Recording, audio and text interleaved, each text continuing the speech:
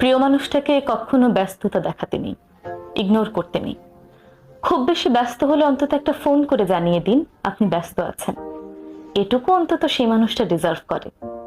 আপনি ইগনোর করে ফোন কেটে দিলেন, মেসেজ করলেন না, আর কল করলেন না, এতে কিন্তু সেই মানুষটা ভীষণ কষ্ট পায়।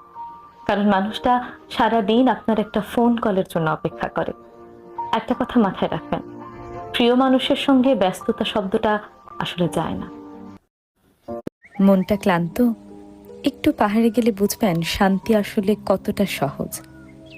যেখানে নীরবতা গান গায় আর কুয়াশা আলিঙ্গন করে, সেখানেই আছে পাহাড়ের জাদু।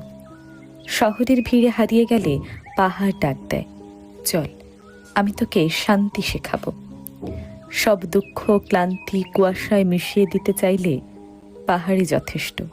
আমি ইদানিং বুঝতে শিখেছি, মানুষের সাথে মেশার থেকে গাছে জল দেওয়া